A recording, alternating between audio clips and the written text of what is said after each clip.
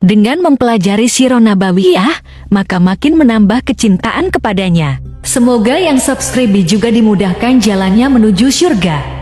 Silahkan tekan tombol like supaya postingan ini semakin tersebar. Dan tulis doa serta hajat pemirsa di kolom komentar. Semoga semakin banyak yang mengaminkan, maka semakin cepat terkabul. Nabi Sulaiman alaihi salam adalah manusia terkaya sepanjang sejarah kehidupan manusia di muka bumi.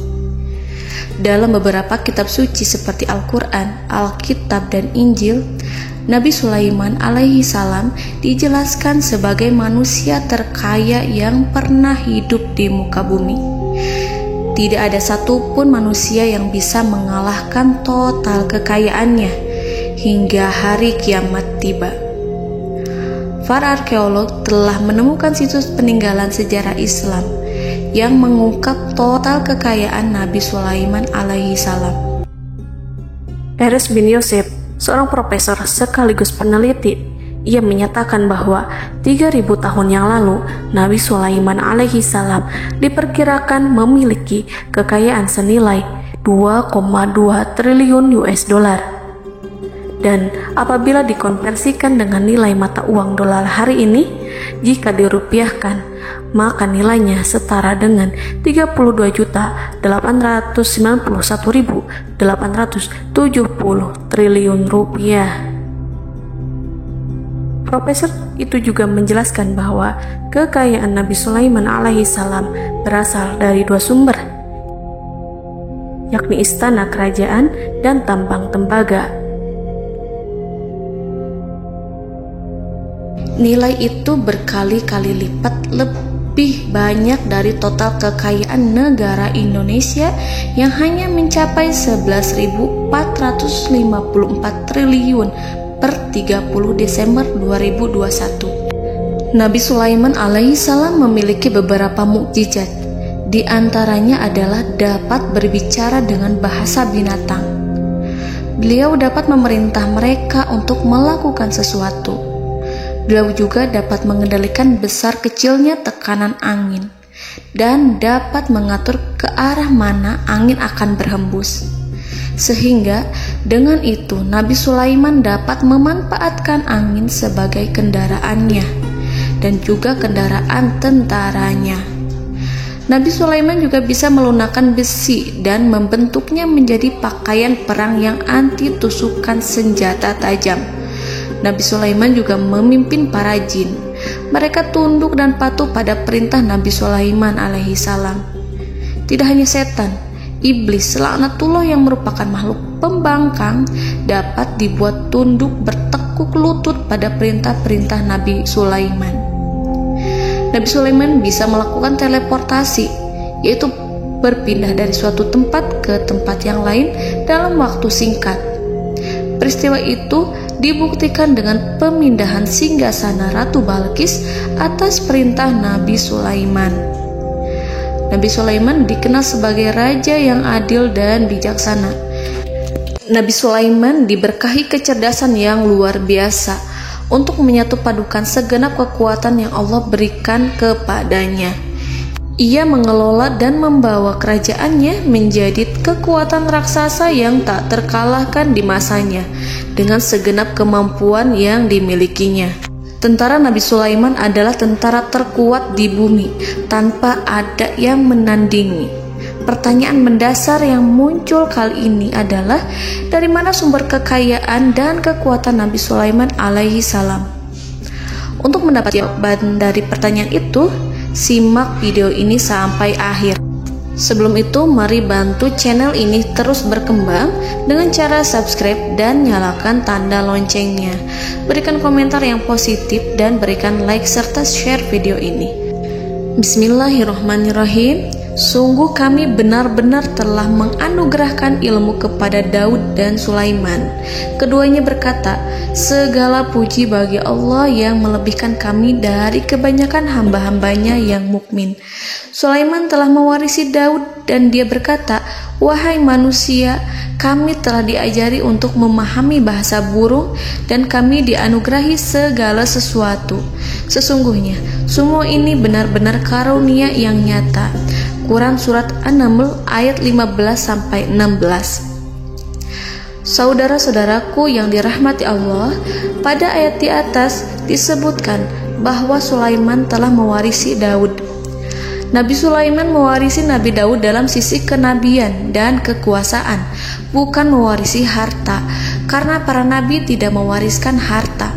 Sebab sepeninggalan mereka, harta para nabi menjadi sedekah bagi orang-orang yang ada di sekitarnya, yaitu orang-orang fakir dan orang-orang yang membutuhkan. Dan harta para nabi tidak dikhususkan bagi kalangan keluarganya. Rasulullah Shallallahu Alaihi Wasallam bersabda, "Kami para nabi tidak mewariskan." Nabi Sulaiman mewarisi kenabian dari Nabi Daud.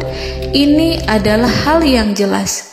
Allah telah memilihnya sebagai nabi dari Bani Israel.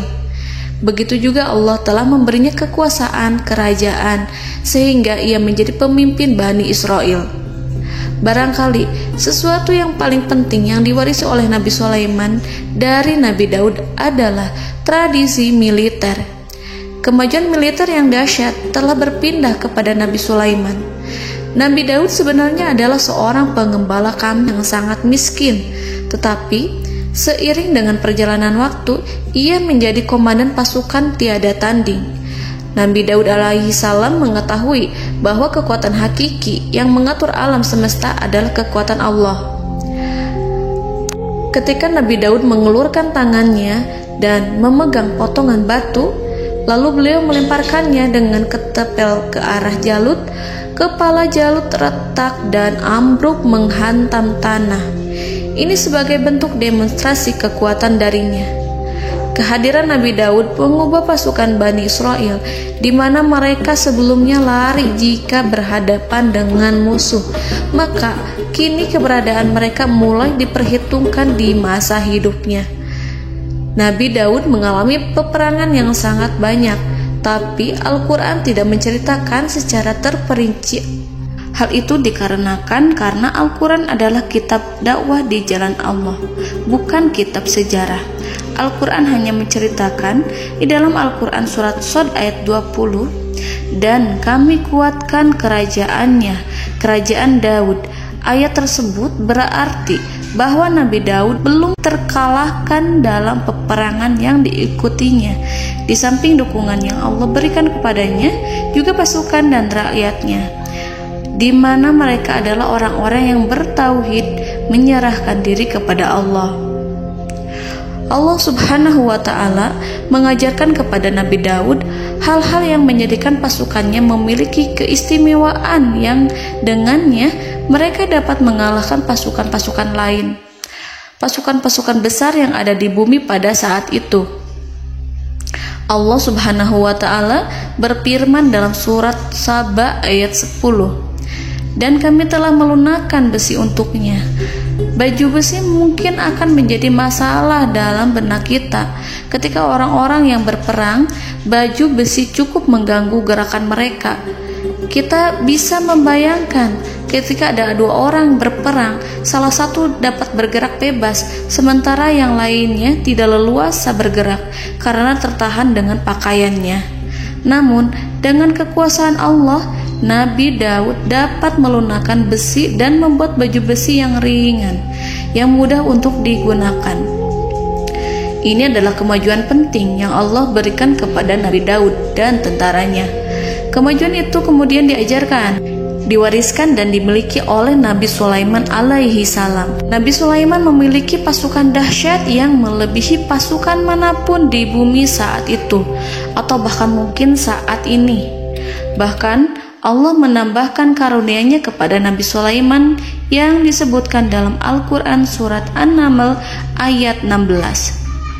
"Dan Sulaiman telah mewarisi Daud, dan dia berkata, 'Wahai manusia, kami telah diberi pengertian tentang suara burung, dan kami diberi segala sesuatu.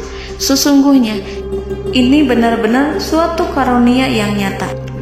Saudara-saudaraku yang dirahmati Allah, pada suatu hari Nabi Sulaiman alaihi salam menengadahkan tangannya dan berdoa kepada Allah Subhanahu wa ta'ala. Antara hati Nabi dan Allah tidak ada penghalang, tidak ada jarak, tidak ada sekatan waktu, tidak ada satupun dari para nabi yang berdoa kepada Allah kecuali doanya pasti dikabulkan. Doa Nabi Sulaiman alaihi salam direkam dalam Al-Quran surat Shad ayat 35. Nabi Sulaiman berkata, "Ya Tuhanku, ampunilah aku, anugerahkanlah kepadaku kerajaan yang tidak dimiliki oleh seorang pun sesudahku." Nabi Sulaiman menginginkan dari Allah sesuatu kerajaan yang belum pernah diperoleh oleh siapapun setelahnya. Allah Subhanahu wa ta'ala mengabulkan doa Nabi Sulaiman dan memberinya kerajaan tersebut. Nabi Sulaiman mewarisi kekuasaan, kenabian, hikmah ilmu dari Nabi Daud alaihi salam. Orang-orang menyebut Nabi Sulaiman Al-Hakim, Sulaiman yang bijaksana. Kebijaksanaan Nabi Sulaiman tidak terbatas pada keadilannya di tengah-tengah manusia dan juga kasih sayangnya kepada mereka.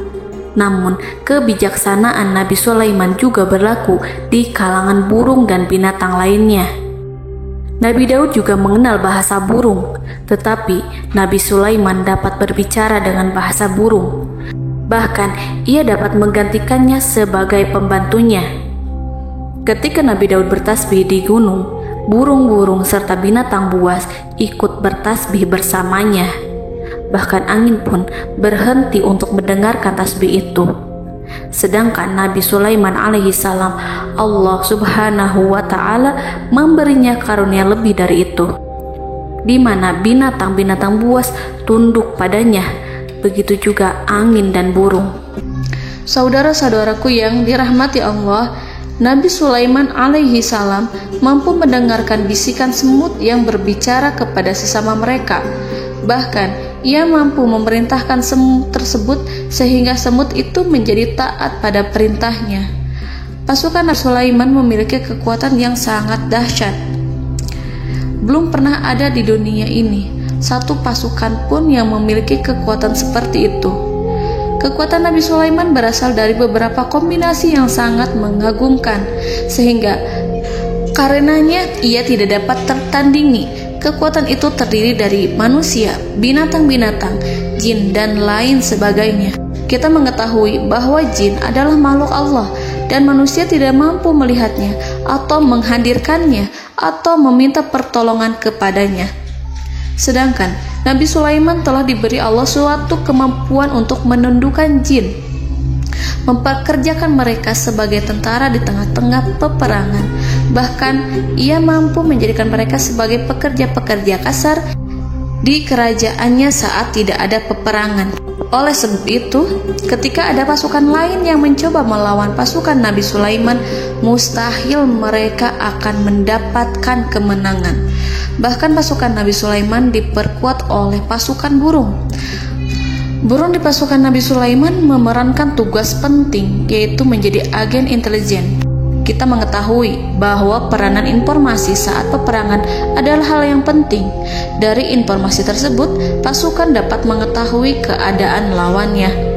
Demikianlah peranan burung pada pasukan Sulaiman. Ia terbang di tengah-tengah musuh. Kemudian, ia kembali kepada Nabi Sulaiman untuk menyampaikan berita tentang keadaan lawannya. Di samping jin dan burung, Allah juga menundukkan angin untuk Nabi Sulaiman. Nabi Sulaiman dapat memerintahkan angin dan ia mampu untuk menaiki angin tersebut. Dalam Al-Quran surat Shad ayat 36-40, Allah Subhanahu wa ta'ala berfirman, "Kami tundukkan kepada angin yang berhembus dengan baik menurut kemana saja yang dikehendaki Sulaiman. Dan kami tundukkan pula kepadanya setan-setan, semuanya ahli bangunan dan penyelam, dan setan yang lain yang terikat dalam belenggu. Inilah anugerah kami, maka berikanlah kepada orang lain atau tahanlah untuk dirimu tanpa perhitungan, dan sesungguhnya dia mempunyai kedudukan yang dekat pada sisi kami dan tempat kembali yang baik." Saudara-saudaraku yang dirahmati Allah, Allah Subhanahu wa Ta'ala juga memberikan kemampuan yang tak seorang pun dari para nabi mendapatkannya, yaitu kemampuan untuk memerintah setan. Setan adalah salah satu bagian dari jin. Ia adalah kelompok yang celaka dari bangsa jin. Kelompok ini sebenarnya tidak mampu dikuasai oleh manusia. Bahkan jin yang soleh tidak dapat mengatur setan. Adapun Nabi Sulaiman, Allah telah memberinya kekuasaan untuk menundukkan setan dan mempekerjakannya, bahkan mengikatnya dengan rantai serta menghukumnya jika ia menentang pada perintahnya. Setan membangun untuk Sulaiman istana-istana, patung-patung dan alat-alat perang. Bahkan setan-setan itu menyelam ke dasar lautan untuk mengeluarkan permata dan yakut untuk Sulaiman. Jika di antara setan yang menentang perintahnya, maka Nabi Sulaiman alaihi salam mengikatnya dengan rantai. Ini semua menunjukkan kekayaan Nabi Sulaiman dan kekuasaannya, di mana ia mampu mengatur banyak makhluk di bumi ini. Tentu saja, kemampuan itu semua adalah atas izin dari Allah Subhanahu wa Ta'ala sebagai mukjizat darinya. Allah Subhanahu wa Ta'ala berfirman dalam Al-Quran surat Saba ayat 12, dan sebagian dari jin adalah yang bekerja di hadapannya di bawah kekuasaannya dengan izin Tuhannya, dan siapa yang menyimpang di antara mereka dari perintah kami, maka kami rasakan kepadanya azab neraka yang apinya menyala-nyala. Para jin itu membuat untuk Sulaiman apa yang dikehendakinya, dari gedung-gedung yang tinggi, patung-patung, dan piring-piring yang besarnya seperti kolam, atau periuk yang tetap berada di atas tungku. Saudara-saudaraku yang dirahmati Allah, Nabi Sulaiman yang bijaksana adalah penguasa yang tak tertandingi di muka bumi. Meskipun memperoleh nikmat-nikmat khusus yang agung itu yang Allah berikan kepada Sulaiman, beliau tetap menunjukkan dirinya sebagai manusia yang paling banyak berzikir kepada Allah dan manusia yang paling banyak bersyukur di zamannya. Saudara-saudaraku yang dirahmati Allah, sebagaimana Allah Subhanahu wa Ta'ala memberikan nikmat kepada ayahnya Nabi Daud alaihi salam, di mana ia mampu melunakkan besi dan Allah mengajarinya bagaimana cara mencairkan besi, maka Nabi Sulaiman alaihi salam dapat memanfaatkan tembaga yang cair untuk peperangan. Dan juga di saat perdamaian, pada saat peperangan, beliau mencampur tembaga dengan besi dan menjadikannya perunggu. Mereka menggunakan senjata-senjata perunggu dalam peperangan seperti pedang, baju besi, dan juga pisau. Senjata-senjata ini adalah senjata yang paling kuat pada saat itu. Sedangkan di saat damai, tembaga digunakan untuk membuat bangunan, perhiasan, dan sebagainya. Meskipun Nabi Sulaiman mendapatkan nikmat yang besar dan karunia yang khusus, Allah Subhanahu wa Ta'ala mengujinya dengan suatu ujian yang dahsyat. Ujian yang akan selalu datang kepada seorang hamba yang soleh. Ketika hamba itu mendapatkan kedudukan besar, maka ujiannya pun menjadi besar. Allah Subhanahu wa Ta'ala menguji Nabi Sulaiman dengan penyakit. Diceritakan oleh Fahru Roji, Nabi Sulaiman diuji dengan suatu penyakit yang keras, di mana kedokteran saat itu tidak dapat dan tidak mampu mengatasinya. Sakitnya Nabi Sulaiman sangat keras sehingga para dokter dari kalangan manusia ataupun jin tidak mampu menghilangkan penyakit itu. Lalu burung-burung menghadirkan rumput-rumput yang dianggapnya sebagai obat, tetapi Nabi Sulaiman tak kunjung sembuh. Semakin hari penyakit Nabi Sulaiman semakin menjadi-jadi, sehingga ketika Nabi Sulaiman duduk di atas kursi, ia duduk bagaikan tubuh tanpa roh. Seakan-akan ia mati karena saking keras penyakit yang dideritanya. Sakit yang diderita oleh Nabi Sulaiman alaihi salam berlangsung sangat lama. Namun Nabi Sulaiman tidak henti-hentinya berzikir kepada Allah dan meminta kesembuhan kepadanya, serta selalu beristighfar dan mengungkapkan rasa cinta kepadanya. Selesailah ujian Allah terhadap hambanya Nabi Sulaiman. Beliau pun sembuh. Nabi Sulaiman merasakan kembali kesehatannya Setelah ia mengetahui segala kejayaan dan segala kekuasaan serta segala kebesarannya, tidak lagi mampu menghilangkan penyakit yang dideritanya, kecuali jika Allah menghendaki. Saudara-saudaraku yang dirahmati Allah, Nabi Sulaiman telah membangun tempat ibadah, tempat sujud, sehingga manusia menyembah Allah di dalamnya. Orang-orang yang membangunnya berjumlah puluhan ribu orang. Tentu setiap kelompok dari mereka memiliki pekerjaan masing-masing. Di antara mereka ada yang mencairkan tembaga, di antara mereka ada yang tukang pahat, ada yang tukang ukir, ada yang membelah batu, ada yang memotong kayu, ada yang mendatangkan rumput-rumput dari Libanon, ada yang mendatangkan emas dan menjadikannya lempengan-lempengan yang mengkilat untuk menutupi kayu, serta untuk melapisi dinding-dinding. Bahkan golongan jin pun membantu membangun tempat tersebut, tentu dengan perintah dan bimbingan Nabi Sulaiman. Mereka membuat patung-patung yang besar, membuat bejana yang besar untuk tempat makan para tentara dan pekerja, yaitu bejana seperti gunung. Karena saking berat dan besarnya, mereka juga membuat tempat-tempat minum yang besarnya seperti kolam. Nabi Sulaiman mengawasi para pekerjanya dan juga mengurusi masyarakatnya, di mana beliau mengenali problem mereka dan berusaha memecahkannya. Beliau juga mengawasi pasukan dari kalangan binatang dan burung. Beliau mengetahui apabila ada satu di antara mereka yang tidak datang, kemana ia pergi, serta mengapa ia pergi. Nabi Sulaiman menguasai pengetahuan itu semua. Nabi Sulaiman bukan hanya mengetahui problem tentara-tentaranya dari kalangan manusia ataupun tentaranya dari kalangan burung, namun ia juga menunjukkan kasih sayang terhadap semut, di mana beliau mendengar bisikannya dan tidak suka untuk menginjaknya. Nabi Sulaiman selalu menundukkan kepalanya ke bumi sebagai bentuk rasa rendah diri dan syukur kepada Allah. Pada suatu hari, Nabi Sulaiman alaihi salam berjalan di depan tentaranya, dan tiba-tiba ia mendengar suara semut yang berkata kepada temannya dari kalangan semut.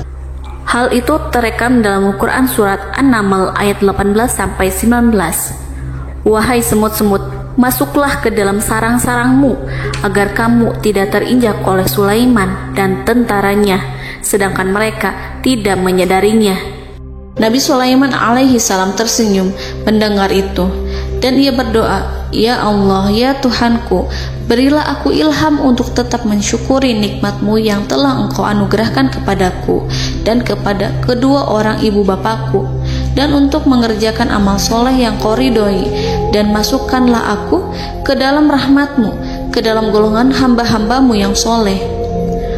Saudara-saudaraku yang dirahmati Allah, meskipun Nabi Sulaiman mendapatkan kekuasaan dan memiliki tentara yang besar, namun beliau menunjukkan kasih sayang terhadap bangsa semut.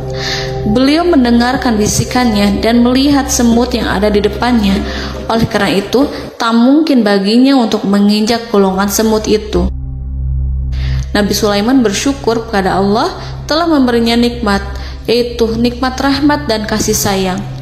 Di samping itu, Nabi Sulaiman alaihi salam adalah orang paling kaya di dunia. Istananya terbuat dari kayu gaharu yang memiliki wangi harum. Istananya terbuat dari emas yang terkadang dari kristal. Beliau juga memiliki kursi besar yang terbuat dari emas dan permata. Istana Nabi Sulaiman merupakan istana yang paling besar di dunia. Nabi Sulaiman menggunakan pakaian dari emas dan permata. Meskipun demikian, Nabi Sulaiman tetap menunjukkan sebagai hamba yang berserah diri dan rendah diri di hadapan Allah Subhanahu wa Ta'ala. Nabi Sulaiman yang merendahkan diri di hadapan Allah, ia selalu sujud kepada Allah, sebagaimana ayahnya yang selalu bertasbih pada Allah. Nabi Sulaiman selalu melantunkan lagu-lagu cinta ilahi dan hanya memuji Allah Subhanahu wa Ta'ala. Pada suatu hari, Nabi Sulaiman alaihi salam mengeluarkan perintah kepada pasukannya untuk bersiap-siap. Kemudian, Nabi Sulaiman keluar dan memeriksa pasukannya satu demi satu. Kelompok yang pertama adalah kelompok manusia. Nabi Sulaiman memperhatikan kesiapan mereka. Lalu Nabi Sulaiman mengeluarkan perintah-perintah kepada mereka. Kemudian Nabi Sulaiman memeriksa kelompok jin. dan menyampaikan perintahnya kepada mereka. Beliau memenjarakan jin yang tampak bermalas-malasan saat bekerja. Lalu beliau memeriksa binatang dan berkata kepada mereka, apakah mereka sudah makan dengan baik? Apakah mereka tidur dengan nyenyak? Apakah ada yang mengadu pada mereka, misalkan karena penyediaan makanan yang tidak layak? Apakah ada di sana yang sakit dan lain sebagainya? Ketika Nabi Sulaiman merasa puas dengan semuanya, Nabi Sulaiman memasuki tenda tempat berkumpulnya para burung. Nabi Sulaiman alaihissalam kemudian memasuki tenda tersebut, mengamati keadaan di sekitarnya, sehingga beliau mengetahui bahwa ada satu burung yang tidak hadir, yaitu burung hudhud. Mengapa aku tidak melihat burung hudhud? Burung-burung yang lain tampak terdiam sebagai penghormatan, dan mereka mendengarkan apa yang akan dikatakan pemimpin mereka. Nabi Sulaiman mengarahkan pandangannya pada semua burung dan tidak menemukan burung hudhud di antara mereka. Tak seekor burung pun yang mengetahui keberadaannya. Burung hudhud absen pada apel wajib kali ini. Nabi Sulaiman mulai menampakkan kemarahannya. Tiba-tiba, seekor burung kecil memberanikan diri untuk berkata kepada Nabi Sulaiman, Wahai Nabi yang mulia, seharusnya Hudhud ada bersamaku kemarin untuk melaksanakan tugas penyelidikan. Ia adalah pemimpin misi itu. Namun, burung Hudhud belum datang. Oleh karena itu, aku tidak pergi bersamanya. Burung itu tampak gemetar. Nabi Sulaiman mengetahui bahwa Hudhud tidak hadir dan tak seorang pun mengetahui kemana ia pergi. Burung hudhud pergi tanpa izin terlebih dahulu. Dalam keadaan marah, Nabi Sulaiman berkata, "Sungguh aku benar-benar akan mengazabnya dengan azab yang sangat keras, atau benar-benar menyembelihnya, kecuali jika ia benar-benar datang kepadaku dengan alasan yang jelas." Kawanan burung-burung mengetahui bahwa Nabi Sulaiman sedang marah dan telah menetapkan untuk menyiksa burung hudhud atau menyembelihnya, atau justru memaafkannya dengan syarat ia datang dengan membawa alasan yang dapat menyelamatkannya, atau dengan kata lain, burung hudhud dapat memastikan bahwa ia melaksanakan tugas yang penting. Nabi Sulaiman menunjukkan kemarahan yang besar sehingga siapapun akan merasa takut kepada Nabi Sulaiman yang marah. Nabi Sulaiman kemudian pergi dari tempat burung tersebut. Nabi Sulaiman masih memikirkan keadaan burung hudhud. Seharusnya burung hudhud menjadi bagian penting dari badan intelijen. Apakah ia pergi untuk menyingkap suatu, atau apakah ia pergi hanya untuk bermain-main? Nabi Sulaiman telah memperhatikan dan mengetahui bahwa burung hudhud adalah seekor burung yang cerdik dan juga fasih berbicara. Terkadang Nabi Sulaiman mendapati burung hudhud sedang bermain-main dan menunda-nunda pekerjaannya. Namun ketika Nabi Sulaiman melihatnya, burung hudhud memahami bahwa perbuatannya tidak benar. Oleh karena itu, ia tidak boleh menyampur adukan antara waktu serius dan waktu bermain. Tidak lama setelah itu, burung hudhud tiba di tempat para burung. Burung-burung yang lain berkata kepadanya, "Wahai hudhud, pergilah engkau ke tempat Nabi Sulaiman. Jika ia mengetahui bahwa engkau telah sampai, jiwamu benar-benar terancam." Mendengar itu, burung hudhud segera beranjak. Ia terbang menemui Nabi Sulaiman. Pada waktu itu, Nabi Sulaiman sedang duduk bersama tentaranya yang lain. Burung hudhud berdiri. Ia telah merencanakan untuk memulai pembicaraan dengan Nabi Sulaiman sebelum Nabi Sulaiman bertanya kepadanya kemana dia pergi. Ini sebagai bukti bahwa hudhud telah melaksanakan suatu tugas yang penting. Dalam Al-Quran Surat An-Naml ayat 22, burung hudhud berbicara, "Aku telah mengetahui sesuatu yang kamu belum mengetahuinya, dan kubawa kepadamu dari negeri Saba suatu berita penting yang diyakini seakan-akan burung hudhud hendak berkata, 'Aku adalah hudhud yang miskin, tapi aku mengetahui apa yang tidak engkau ketahui, dan aku telah datang kepadamu dari kerajaan Saba dengan membawa berita yang sangat penting.'" Nabi Sulaiman tampak terdiam menunggu hudhud menyelesaikan kisahnya. Dalam surat An-Naml ayat 23-24, burung hudhud berkata, Sesungguhnya aku menjumpai seorang wanita yang memerintah mereka. Dia dianugerahi segala sesuatu serta mempunyai singgasana yang besar. Aku mendapati dia dan kaumnya menyembah matahari selain Allah. Dan setan-setan telah menjadikan mereka memandang indah perbuatan-perbuatan mereka, lalu menghalangi mereka dari jalan Allah, sehingga mereka tidak mendapat petunjuk. Burung hudhud diam.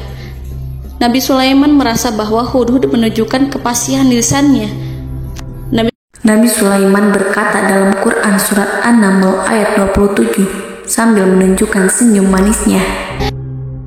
Nabi Sulaiman berkata, "Akan kami lihat apakah kamu benar wahai hudhud, ataukah kamu termasuk orang-orang yang berdusta."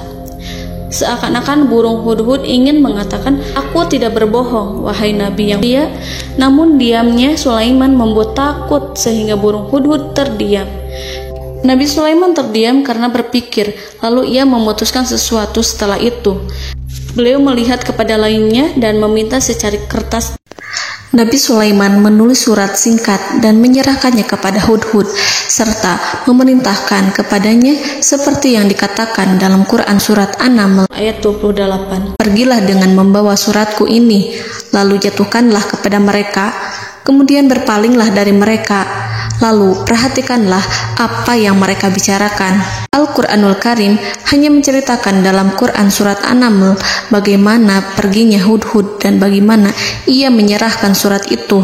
Lalu Al-Quran langsung menyebut keadaan kerajaan Balqis yang saat itu sedang membaca surat di depan para pembesar kerajaan dan para menterinya. Dalam Al-Quran surat An-Naml ayat 29-31 berkatalah Balqis, "Wahai pembesar-pembesar, sesungguhnya telah dijatuhkan kepadaku sebuah surat yang mulia. Sesungguhnya surat ini dari Sulaiman, dan sesungguhnya isinya dengan menyebut nama Allah yang Maha Pengasih lagi Maha Penyayang, bahwa janganlah kalian berlaku sombong terhadapku, dan datanglah kepadaku sebagai orang yang berserah diri." Saudara-saudaraku yang dirahmati Allah, dalam surat tersebut Nabi Sulaiman menyebutkan supaya mereka menyerahkan diri dan tunduk kepada perintah Nabi Sulaiman. Nabi Sulaiman memerintahkan agar mereka meninggalkan penyembahan terhadap matahari. Nabi Sulaiman tidak mempersoalkan akidah mereka dan tidak memuaskan mereka dengan apapun. Nabi Sulaiman hanya memerintahkan bahwa ia berada di atas kebenaran. Bukankah ia didukung kekuatan yang berlandaskan keyakinan yang dimilikinya? Nabi Sulaiman hanya memerintahkan mereka agar tunduk dan patuh kepadanya. Ratu Sabak menyampaikan surat tersebut di tengah-tengah kaumnya. Dalam Quran surat An-Naml ayat 32 dijelaskan, "Dan berkatalah Balqis, wahai para pembesar, berilah aku pertimbangan dalam urusanku ini. Aku tidak pernah memutuskan sesuatu persoalan sebelum kamu berada dalam majelisku." Saudara-saudaraku yang dirahmati Allah, para pembesar istana Balqis menentang surat tersebut. Isi surat itu membangkitkan kesombongan kaum Sabak, di mana mereka merasa lebih kuat. Mereka mengetahui bahwa di sana ada seorang yang mencoba menentang mereka dan mengisyaratkan peperangan kepada mereka. Lalu ia meminta kepada mereka untuk memenuhi syarat-syaratnya sebelum terjadinya peperangan dan kekalahan. Dalam surat An-Naml ayat 33, mereka menjawab, "Kita adalah orang-orang yang memiliki kekuatan dan juga memiliki keberanian yang sangat besar dalam peperangan. Dan keputusan berada di tanganmu, wahai rajaku. Maka pertimbangkanlah apa yang akan kamu perintahkan." Saudara-saudaraku yang dirahmati Allah, para pembesar kaum Sabak seakan ingin berkata, "Kita siap untuk melaksanakan perang." Tampaknya ratu itu memiliki kebijakan yang lebih baik dari pembesar kaumnya. Surat Sulaiman itu membuatnya berpikir lebih jernih dan lebih berhati-hati. Ia berusaha sebisa mungkin menghindari peperangan. Ratu itu berpikir dalam tempo yang lama. Nama Sulaiman tidak diketahuinya dan ia pun belum pernah mendengarnya. Oleh karena itu, Ratu kaum Sabak tidak mampu mengetahui dan mendeteksi seberapa besar kekuatan Nabi Sulaiman. boleh jadi Nabi Sulaiman memiliki kekuatan yang dahsyat, sehingga ia mampu memerangi kekuasaannya dan mengalahkannya. Kemudian ratu memperhatikan apa yang ada di sekelilingnya. Ia melihat kemajuan masyarakatnya dan juga kekayaannya. Barangkali ia mengira bahwa Nabi Sulaiman iri terhadap kemajuan dan kekayaannya itu, sehingga Nabi Sulaiman ingin menyerangnya. Setelah mempertimbangkan isi surat Nabi Sulaiman dengan cermat, Ratu Saba memilih untuk tidak bersikap ceroboh dan bodoh. Ratu lebih suka untuk menggunakan bahasa kelembutan. Ia mengirim kepada Nabi Sulaiman suatu hadiah yang besar. Ratu mengira bahwa Nabi Sulaiman seorang yang ambisius, yang boleh jadi ia telah mendengar tentang kekayaan kerajaan Saba. Para utusan pergi dengan membawa hadiah dari Ratu Saba. Ratu berharap agar mereka dapat memasuki kerajaan Nabi Sulaiman dan akan mengetahui kondisi kerajaannya. Saat mereka pulang, Ratu ingin mendengar secara langsung dari mereka tentang bagaimana keadaan kaum Nabi Sulaiman dan pasukannya. Setelah mendapatkan informasi yang cukup, maka Ratu Balqis dapat membuat sesuatu keputusan yang tepat. Ratu menyembunyikan apa yang terlintas dalam pikirannya, lalu ia berbicara kepada pembesar istananya bahwa ia dapat menyingkap niat jahat Raja Sulaiman melalui cara mengirimkan hadiah kepadanya. Ratu lebih memilih cara tersebut dan menunggu reaksi dari Nabi Sulaiman. Ratu berhasil memuaskan para pembesar istana, dan untuk sementara ia menghilangkan ide untuk berperang. Karena para raja jika menyerang suatu desa, maka pemimpin desa tersebut adalah orang yang paling banyak mendapatkan kehinaan. Akhirnya, para pembesar kaumnya merasa puas dengan pikiran Ratu Balqis. Saudara-saudaraku yang dirahmati Allah, dalam surat An-Naml ayat 34-35 dijelaskan, Ratu Balqis berkata, "Sesungguhnya raja-raja apabila memasuki suatu negeri, niscaya mereka akan membinasakannya dan menjadikan penduduknya yang mulia menjadi hina. Dan demikian pula lah yang akan mereka perbuat. Dan sesungguhnya aku akan mengirim utusan kepada mereka dengan membawa hadiah, dan aku akan menunggu apa yang akan dibawa kembali oleh utusan itu." Kemudian sampailah hadiah dari Ratu Balqis kepada Nabi Sulaiman. Para intelijen Nabi Sulaiman memberitahunya bahwa utusan Balqis datang dengan membawa hadiah. Nabi Sulaiman langsung mengetahui bahwa Ratu Balqis itu sengaja mengirim orang-orangnya untuk mengetahui atau untuk mendapatkan informasi tentang kekuatannya. Lalu setelah itu ia akan mengambil keputusan atau mengambil sikap kepada kerajaan Sulaiman. Nabi Sulaiman segera memanggil semua pasukannya untuk berkumpul. Utusan Balqis segera memasuki istana Nabi yang dipenuhi dengan pasukan yang besar, bersenjata. Melihat itu, utusan Ratu Balqis tercengang dan terkejut ketika mereka melihat kekayaan yang mereka bawa tidak ada apa-apanya dibandingkan dengan kerajaan Nabi Sulaiman. Hadiah mereka tampak tidak berarti. Emas yang mereka bawa tampak tidak memiliki makna saat mereka memasuki istana Nabi Sulaiman yang terbuat dari kayu-kayu pohon gaharu yang mengeluarkan bau yang harum serta dihiasi dengan emas permata. Para utusan Ratu Balqis berdiri bersama Nabi Sulaiman dan menyaksikan bagaimana Nabi Sulaiman mengendalikan pasukannya. Kemudian mereka mulai berpikir tentang kekuatan dan kualitas pasukan Nabi Sulaiman. Betapa kagetnya mereka ketika melihat di tengah-tengah pasukan itu terdapat singa, burung, dan tentara dari kalangan manusia yang mampu terbang. Mereka pun sadar bahwa mereka di hadapan pasukan yang tiada tandingannya. Selesailah demonstrasi pasukan Nabi Sulaiman. Kemudian para utusan ratu dipersilahkan maju ke tempat hidangan makanan. Para utusan itu sangat terkejut ketika melihat berbagai macam makanan dari penjuru dunia ada di depannya. Dan di antara makanan itu terdapat pula makanan yang biasa ditemukan di negeri mereka. Tetapi mereka melihat bahwa makanan itu memiliki rasa yang lebih istimewa. Selain itu, piring-piring yang ada di depan mereka terbuat dari emas dan mereka dilayani oleh laki-laki yang berhias dengan emas. Di meja makan itu terdapat burung, ikan laut, dan berbagai macam daging yang mereka tidak mampu lagi membedakan daging apa itu. Nabi Sulaiman tidak makan bersama mereka, tapi beliau makan dengan menggunakan piring yang terbuat dari kayu. Beliau memakan roti yang kering yang dicampur dengan minyak. Inilah makanan yang dipilih Nabi Sulaiman. Makan bersama mereka dalam keadaan diam, mereka merasa kehadiran Nabi Sulaiman menciptakan suatu wibawa yang luar biasa. Selesai perjamuan itu, lalu dengan sangat malu mereka menyerahkan hadiah dari Ratu Balqis kepada Nabi Sulaiman. Hadiah itu berupa emas yang bagi mereka hadiah itu sangat bernilai tinggi. Tapi di sini hadiah itu tampak kecil di hadapan kekayaan-kekayaan Nabi Sulaiman yang sangat mengagumkan.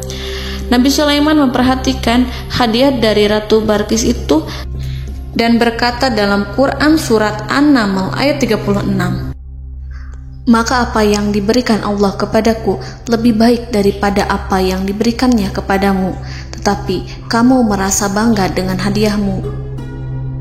Saudara-saudaraku, Raja Sulaiman menyingkap dengan kata-katanya yang singkat itu penolakannya terhadap hadiah mereka.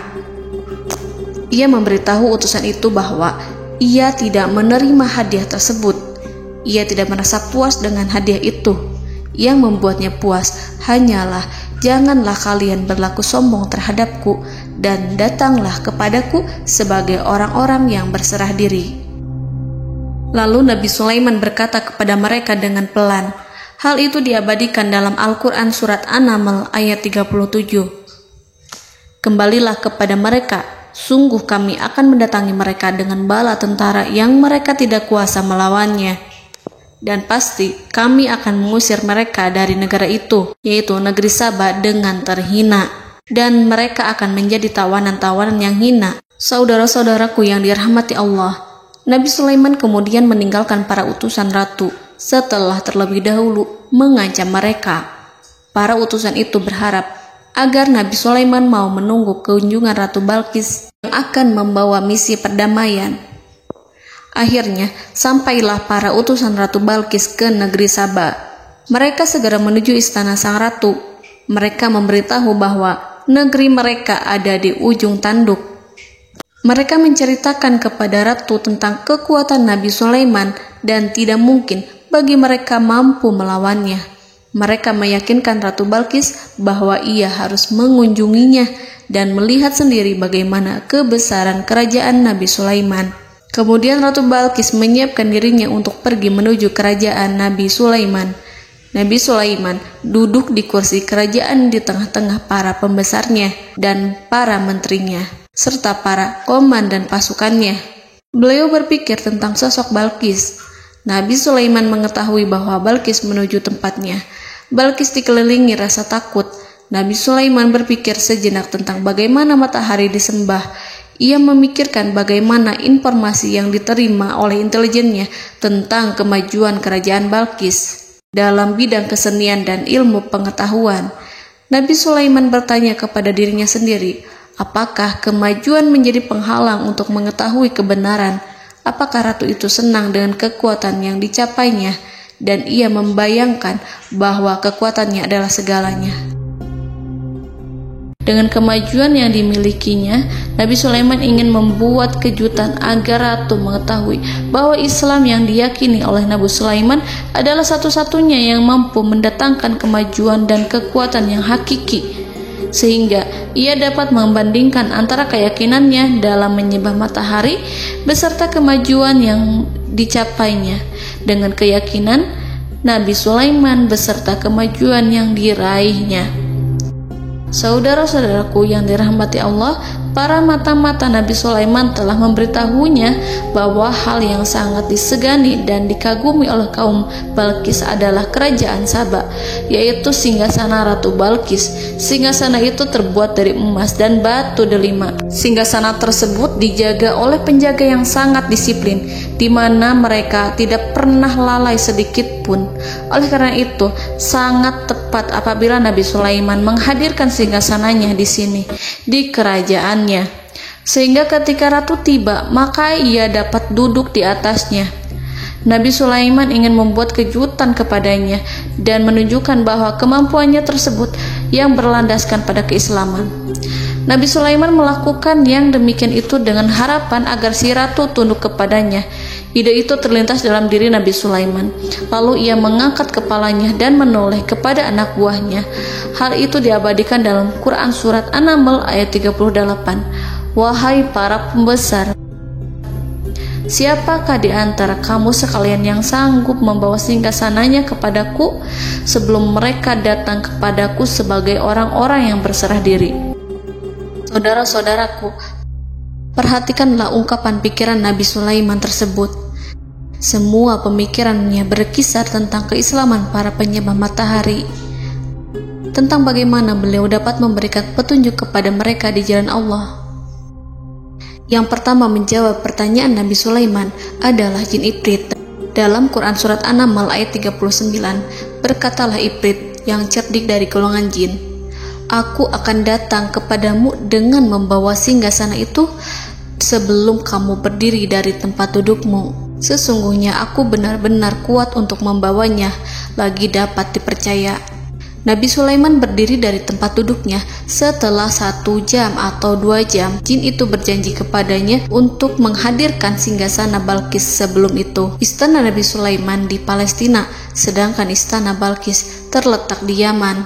Antara singgasana tersebut dengan singgasana Nabi Sulaiman berjarak lebih dari ribuan mil. Barangkali pesawat yang cepat sekalipun yang kita kenal hari ini tidak akan mampu membawa dan mendatangkan istana itu dalam waktu 1 jam. Tetapi masalahnya di sini, berhubung dengan kekuatan jin yang serba misterius, Nabi Sulaiman tidak mengomentari sedikit pun terhadap apa yang dikatakan oleh Ifrit. Nabi Sulaiman tampak menunggu tanggapan lain yang mampu menghadirkan singgasana Balkis yang lebih cepat dari jin Ifrit. Nabi Sulaiman menoleh kepada seorang yang di sana, yang duduk di atas naungan. Hal itu diceritakan dalam Al-Quran Surat An-Naml ayat 40. Berkatalah seseorang yang mempunyai ilmu dari Alkitab, "Aku akan membawa singgasana itu kepadamu sebelum matamu berkedip." Maka tatkala Sulaiman melihat singgasana itu terletak di hadapannya, ia pun berkata, "Ini termasuk karunia Tuhanku untuk menguji aku, apakah aku akan bersyukur atau mengingkari nikmatnya?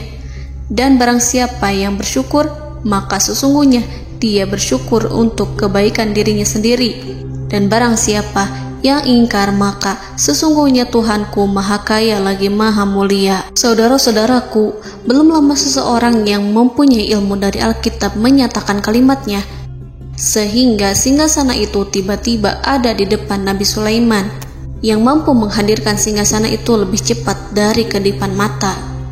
Al-Quranul Karim tidak menyingkap kepribadian seseorang yang menghadirkan singgasana itu. Al-Quran hanya menggarisi bahwa orang itu mempunyai ilmu dari Alkitab. Al-Quran tidak menjelaskan kepada kita apakah ia seorang malaikat, ataukah manusia, ataukah jin. Al-Quran sengaja tidak menyingkap hakikat kitab yang dimaksud. Saudara-saudaraku yang dirahmati Allah, setelah melihat singgasana itu, Nabi Sulaiman bersyukur kepada Allah. Ia mulai memperhatikan singgasana sang ratu. Singgasana tersebut merupakan simbol pembangunan dan juga kemajuan. Tetapi tampaknya ia hanya sesuatu yang biasa saja jika dibandingkan dengan kekuasaan dan kebesaran ciptaan yang dibuat oleh manusia dan jin di kalangan istana Nabi Sulaiman. Nabi Sulaiman memikirkan dalam tempo yang sangat lama singgasana Ratu Balkis itu. Kemudian beliau memerintahkan agar singgasana itu diperbaiki, sehingga saat Ratu Balkis datang, dia akan mengujinya. Apakah Ratu Balkis dapat mengenali singgasananya ataukah tidak? Dalam Al-Quran Surat An-Naml ayat 41, Nabi Sulaiman berkata, "Ubahlah baginya singgasananya, maka kita akan melihat apakah dia mengenal ataukah dia termasuk orang-orang yang tidak mengenalnya." Saudara-saudaraku yang dirahmati Allah, Nabi Sulaiman memerintahkan agar dibangun istana yang akan digunakan untuk menyambut Ratu Balkis. Nabi Sulaiman memilih tempat di laut, dan ia memerintahkan agar dibangun suatu istana di mana sebagian besarnya terdiri dari air laut. Nabi Sulaiman memerintahkan agar lantainya itu terbuat dari kaca yang tebal dan kuat, sehingga orang-orang yang berjalan di atas istana itu akan dapat melihat di bawahnya ada ikan-ikan berwarna-warni yang berenang-renang. Dan mereka akan melihat rumput-rumput laut yang bergerak-gerak. Akhirnya, selesailah pembangunan istana itu. Saking bersihnya kaca lantainya, sehingga tampak di sana tidak ada kaca. Burung hudhud memberitahu Nabi Sulaiman bahwa Balqis telah sampai dekat kerajaannya. Kemudian Ratu Balqis datang. Al-Quran tidak menyebutkan keadaan Nabi Sulaiman saat menyambut Balqis, namun Al-Quran menunjukkan dua sikap Ratu Balqis. Yang pertama, bagaimana sikap Balqis ketika pertama kali melihat singgasananya yang datang mendahuluinya, padahal ia telah meninggalkan pengawalannya untuk tetap setia menjaga singgasananya itu. Keadaan kedua adalah keadaan di depan istana yang dibangun untuk penyambutan Balqis. Istana itu penuh dengan permata yang berenang-renang di bawahnya ikan-ikan. Dalam Quran Surat An-Naml ayat 42 dijelaskan, dan ketika Balqis datang, ditanyakanlah kepadanya, serupa inikah singgasanamu?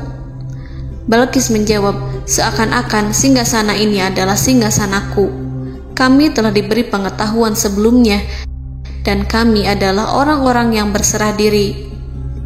Saudara-saudaraku, pada dialek di atas, Balqis melihat singgasananya dan ia tercengang saat mengetahui bahwa itu adalah singgasana miliknya. Namun kemudian ia mulai ragu karena melihat tidak sepenuhnya itu singgasana miliknya. Jika itu benar-benar miliknya, lalu bagaimana ia datang mendahuluinya? Dan bila bukan singgasananya, maka bagaimana Sulaiman dapat meniru sepersis dan seteliti itu? Padahal Sulaiman tidak pernah sekalipun ke kerajaannya. Nabi Sulaiman berkata saat melihat Balqis mengamati singgasananya, apakah ini singgasanamu? Balqis terlihat sangat kebingungan, namun setelah itu ia menjawab, sepertinya benar. Nabi Sulaiman berkata, kami telah diberi ilmu sebelumnya dan kami sebagai orang-orang muslim. Saudaraku yang dirahmati Allah, melalui pertanyaan Nabi Sulaiman ingin mengisyaratkan kepada Balqis agar ia membandingkan antara keyakinannya beserta ilmu yang dicapainya dengan keyakinan Nabi Sulaiman yang muslim beserta pengetahuan yang telah diraihnya. Penyembahan terhadap matahari dan pencapaian ilmu yang dicapai oleh Ratu Balqis tanpa tidak ada apa-apanya dibandingkan dengan ilmu Nabi Sulaiman dan keislaman. Nabi Sulaiman telah mendahuluinya dalam bidang ilmu karena keislamannya. Karena itu, sangat mudah baginya untuk mengungguli Balqis dalam ilmu-ilmu yang lainnya. Demikianlah yang disyaratkan dalam pertanyaan Nabi Sulaiman kepada Ratu Balqis. Ratu Saba itu mengetahui bahwa ini adalah singgasananya, di mana singgasana itu datang lebih dahulu daripada dirinya. Beberapa bagian darinya telah diubah saat Balqis masih di perjalanan menuju ke tempat Nabi Sulaiman. Ia berpikir kemampuan apa yang dimiliki Nabi Sulaiman. Ratu Balqis tercengang melihat apa yang disaksikannya, yang berupa buah dari keimanan Nabi Sulaiman dan hubungannya dengan Allah Subhanahu wa Ta'ala. Sebagaimana Balqis juga tercengang ketika melihat kemajuan di bidang ilmu pembangunan, seni, dan ilmu-ilmu yang lainnya. Maka ia tidak lebih kagum lagi saat melihat hubungan yang kuat antara keislaman Nabi Sulaiman dengan ilmunya, serta kemajuan yang diraihnya. Dalam Al-Quran Surat An-Naml ayat 43 dijelaskan, dan apa yang disembahnya selama ini selain Allah mencegahnya untuk melahirkan keislamannya, karena sesungguhnya ia terdahulu termasuk orang-orang yang kafir. Saudara-saudaraku yang dirahmati Allah, berguncanglah dalam benak Balqis ribuan hal ketika melihat keyakinan kaumnya runtuh di hadapan Nabi Sulaiman. Ia menyadari matahari yang disembahnya hanya merupakan ciptaan Allah, dan Allah lah yang menggerakkannya untuk hamba-hambanya. Lalu terbitlah matahari kebenaran dalam dirinya. Hatinya diterangi oleh cahaya baru yang tidak akan tenggelam seperti tenggelamnya matahari. Masa keislamannya hanya menunggu waktu. Ratu Balqis memilih waktu yang tepat untuk mengumumkan keislamannya. Allah Subhanahu wa Ta'ala berfirman dalam Quran Surat An-Naml ayat 44. Dikatakan kepadanya, masuklah ke dalam istana. Maka tatkala ia melihat lantai istana itu, dikiranya kolam air yang besar dan disingkapnya 2 betisnya. Berkatalah Sulaiman, sesungguhnya ia adalah istana licin yang terbuat dari kaca. Berkatalah Balqis, wahai Tuhanku, sesungguhnya aku telah berbuat zalim terhadap diriku dan aku berserah diri bersama Sulaiman kepada Allah Tuhan semesta alam. Saudara-saudaraku yang dirahmati Allah, dikatakan kepada Balqis, masuklah ke dalam istana. Ketika ia masuk, maka ia tidak menyaksikan adanya kaca, tetapi ia melihat air, sehingga ia mengira akan bersinggungan dengan air. Lalu ia menyingkapkan sedikit bajunya agar bajunya itu tidak basah. Nabi Sulaiman mengingatkannya tanpa melihatnya agar ia tidak khawatir terhadap pakaiannya, karena pakaiannya tidak akan basah, sebab di sana tidak ada air. Itu sekedar kaca yang halus, yang saking halusnya sehingga ia tidak tampak. Pada kesempatan itulah Balqis mengumumkan keislamannya yang mengakui kelalimannya, dan ia menyatakan menyerahkan diri kepada Nabi Sulaiman dan kepada Allah Tuhan semesta alam. Lalu kaumnya pun mengikutinya dan mereka memeluk Islam. Balqis menyadari ia berhadapan dengan penguasa yang terbesar di bumi dan Nabi Allah yang mulia.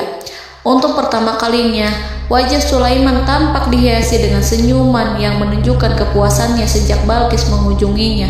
Demikianlah Nabi Sulaiman mewujudkan kejayaannya yang hakiki dan menyebarkan cahaya Islam di muka bumi. Saudara-saudaraku, Al-Quran tidak menyebutkan kisah Balqis setelah keislamannya.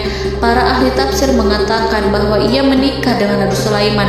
Selain itu, ada yang mengatakan bahwa ia menikah dengan salah satu orang dekat Nabi Sulaiman. Ada juga yang mengatakan bahwa sebagian Raja Habasyah adalah keturunan dari buah perkawinan ini. Wallahu a'lam bishawab. Saudara-saudaraku yang dirahmati Allah, Nabi Sulaiman hidup di tengah-tengah kejayaan dan kemuliaan di bumi. Kemudian Allah menetapkan kematian untuknya, sebagaimana kehidupan Sulaiman berada di puncak kemuliaan dan kejayaan yang penuh dengan keajaiban yang luar biasa. Maka kematiannya pun merupakan tanda-tanda kebesaran Allah yang penuh dengan keajaiban. Demikianlah bahwa kematiannya sesuai dengan kehidupannya, sesuai dengan kejayaannya.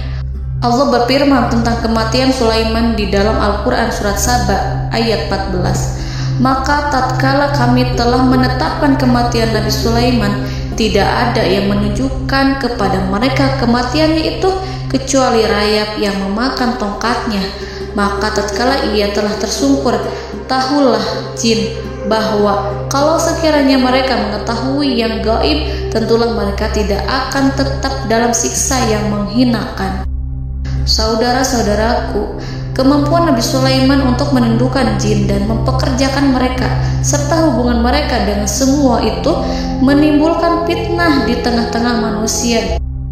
Dalam hal tertentu, kematian Nabi Sulaiman merupakan batasan jawaban terhadap fitnah ini. Kami tidak mengetahui siapa yang mengklaim bahwa jin mengetahui hal yang gaib. Apakah itu setan yang terkutuk, atau jin yang bodoh, atau manusia yang tertipu? Kami tidak mengetahui siapa yang bertanggung jawab terhadap tersebarnya isu yang keliru ini. Yang kita ketahui adalah bahwa hal tersebut adalah mempengaruhi sebagian manusia dan jin.